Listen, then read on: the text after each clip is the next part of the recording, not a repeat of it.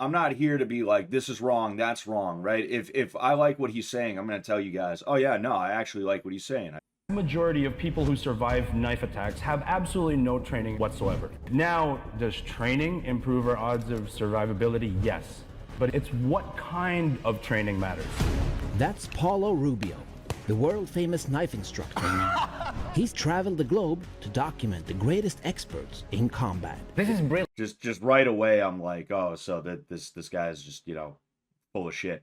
Fucking, that dude looks like Tai Tuivasa a little bit. There's nothing wrong with the idea of somebody's trying to swing a knife at you, so you fucking put your hands up to try and stop them. There's nothing wrong with that in and of itself, okay? However, specifically in situations like this, where you see him... Training matters.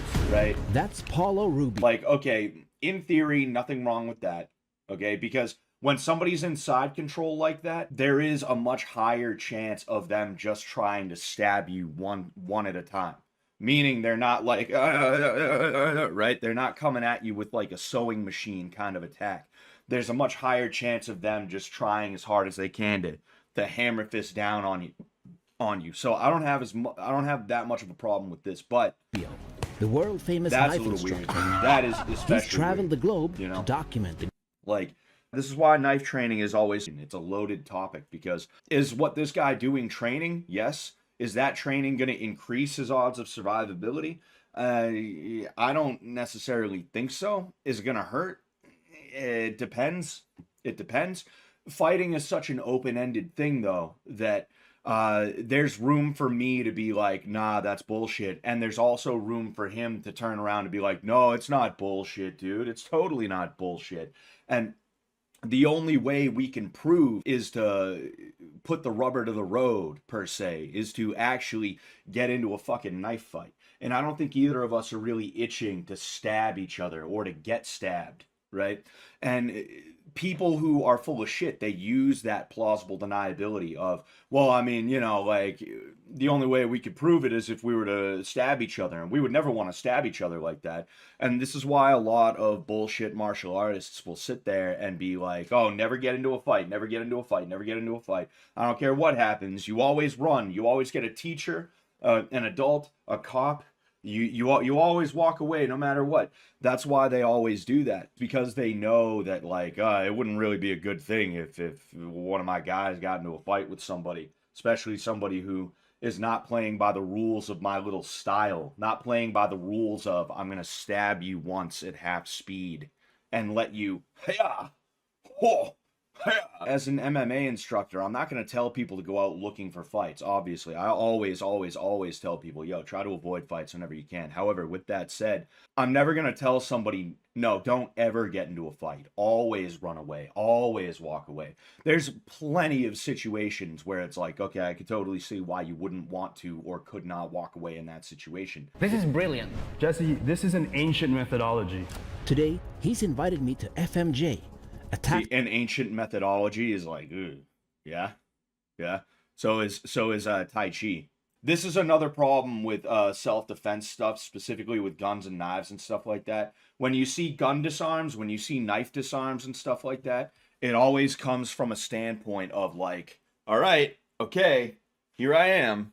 Like the guy is like legit like that. I feel like you're probably a little bit more likely to have somebody point a gun at you like this, close to you, right? You're probably a little bit more likely to have that occur. When dudes do certain gun disarms and stuff like that, I feel like you might see that a little bit more often. But when's the last time you saw anyone hold a knife up to somebody like this? That's like some weird movie shit where it's like, I want the camera to see the knife. I want the camera to see the knife, because that's what's important, is that the camera sees the knife, because we're playing pretend so that the audience feels like there's some kind of like, whoa, man, our hero's in trouble, The military doesn't do robust knife training. The military would not send their quote-unquote special forces to work with some fucking guy.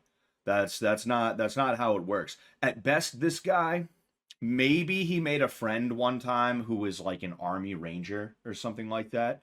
And he taught the guy a little bit of something, so now he tells people that he's trained with special forces in that way, right? He's got a couple of pictures where he traveled to different places to do something, I don't know what, with some special forces guys, beats the hell out of me, right? They didn't look American. The last time I checked, Americans didn't carry fucking FN Falls, you know?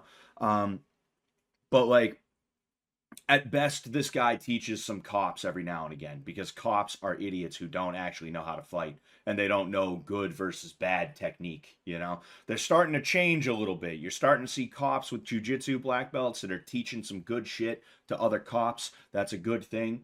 But for a long, long, long time, cops were absolutely fucking stupid when it came to, like, how to actually fight somebody. And I have a feeling that's what this guy's got, is he's got a bunch of cop buddies that come in, they pay him however much, and he fucking he does this drill. It's a situation where, and this is a big situation that occurs. This is a big thing that occurs with a lot of people who practice bullshit martial arts today. They've evolved as to where the technique is still the same. They're still teaching the same bullshit, but now they've tried to develop theory around the bullshit techniques to try and explain why they do certain things and how they do certain things. And that theory can have a kernel of truth to it every now and again. And one of the most insidious things about a lot of these bullshit martial arts is the fact that there is a kernel of truth in some of the shit that they say. And because of that, it makes it really, really hard to debunk in the minds of people who don't know any better, which is how some of the most evil or the most like stupid things end up becoming like a thing. You know, that's how a lot of it goes. You're gonna close your eyes, and you're gonna be, don't do it yet, I'm demonstrating for you. You're gonna be in complete darkness. And when I say go, you're gonna open, you're gonna reverse blink your eye for 0.10 second. Boom. Oh, okay. And you're going to gather information in that quick Interesting. time. All right? So what I'm gonna do for now is I'm just gonna hold up fingers. Numbers. And you just tell me what you see, okay? So I close my eyes. And remember, when I say go and only go, you open it for 0.10 seconds, close them up again. Ready? Yep. Go. So I saw 2 fingers. Yeah, but you also opened your eyes way longer. Really? Yeah. I was gonna say, like, what the hell are you doing, Jesse? You like, I saw 2 fingers. Now, here's the next evolution of the drill. When you open your eyes, Yeah. a knife will be placed somewhere near you in a static way. Okay. Here's what you need to do. Open, close, and then slap it. Slap the arm. Just slap whatever you can slap, only when I say go. Go! Sorry, I looked and then And then... Yeah. It was like an instinct. When I saw it, I just wanted to... What I'm trying to get you to understand here is that your brain can process information very, very quickly. Yes. This guy is operating under the false belief that you can get the guy the first time. If somebody pulls a knife and you're not going to run away, you have to come to terms with the fact that you're going to get stabbed. It just is what it is. That's how it goes. There's nothing you can do about it. You're going to get stabbed or cut. It's going to happen. You need to come to terms with that as soon as you see the knife. The way you're going to defend against a knife is not by slapping it out of the way or having an arm up or any sort of like shit like that. The way you're going to defend against a knife is trying to mitigate the amount of times you get stabbed and to control the knife. That's what's going to happen. And again, I talk about this. This is something that prison gangs, right? When you join a hardcore prison gang, if they're trying to prepare you for the idea of you having to stab somebody or a riot or some other thing like that, they'll tell you, yo, you're going to go into the showers, you're going to turn it to as cold as you can get it, and you're going to step into it. And you have to stay in there for a second. All right. You got to stay in there for a second or two. You can't do it like, whoa, you know, because what you're doing is you're training your body's stress response to not recoil as soon as something uncomfortable happens, because that's what happens when you hit cold water. If you were to dive into like cold water, your body seizes up, you immediately gasp for air, and you almost unconsciously start to like panic. And you're like, fuck, I gotta get out of here. This is too cold, dude. Fuck, man, fuck. You You have to train your body's stress response so that it does not become so overwhelming that when you get stabbed that first time, you freeze up or you start flailing in a way that's just going to make it easier for him to stab you again, right? Is it hurting? I don't want I don't know if it's hurting. I definitely don't think it's helping though. If I'm just being honest, I definitely don't think it's helping because again, my issue with this guy right now is that he is training Jesse to think I'm going to not get stabbed because if I do enough of if I do enough of that, I'll be good enough as to where when the guy tries to stab me the first time, I'll be able to you know? And it's not good. It's not good, you know. Real knife defense is messy. It's dirty. It's a desperate, bloody, dirty, grunge filled Nirvana, Pearl Jam, Alice in Chains filled affair is what it is.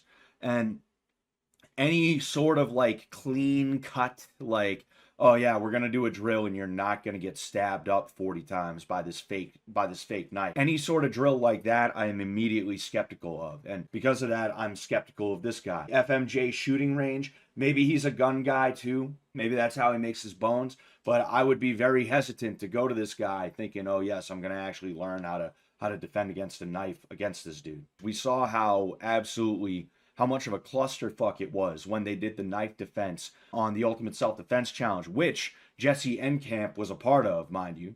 Jesse Enkamp was a part of that challenge. Pebbles_man, buy a gun, brother, dude. If I could, I would, but I live in Massachusetts, so buying a gun is a great idea, and I think everybody should have guns. However, the idea that a gun is going to save you from a knife from this distance right here, I'd put my money on Knife Man over Gun Man. I forget what it's called, but there's that like 24-foot rule or something like that, which that doesn't mean that it's like a guarantee that a guy with a knife 24 feet away is gonna kill the gun guy. There's a very good chance the gun guy will win if there's a dude 24 feet away charging. But the idea behind that is supposed to be, hey, you think you're safe because he's all the way over there. You're not as safe as you think you are. You better be careful. You know, now imagine if Jesse over here has his gun, but it isn't drawn yet, and this dude pulls a knife and starts stabbing him. This dude's gonna get him between 4 and 10 times, probably closer to 10, before Jesse is really able to actually draw his gun in earnest. You know, because that's how quick and that's how brutal, that's how aggressive these situations are. And again, this guy right here is selling Jesse an idea that knife fights are not going to be as brutal as they are, while also simultaneously trying to say that they are as brutal as they are. It's funny. It's a situation where it's like, if I was like, yo, war is hell, dude. War is crazy. Dude, you could get shot at any time, bombed at any time. They got drones now that are dropping grenades on people, bro. You can't go into war unprepared. So here you go. Have this pillow. You're going to go in there with a pillow and you're going to fight dudes. That's what's going on in this video. Is this guy's like, it's ridiculous. It's crazy. It happens so quick. So we're going to train for something that's not nearly as quick. And, you know, we'll go ahead. We'll cap it off. We'll cap it off with that. You know, we'll go ahead and we'll move on to the next one.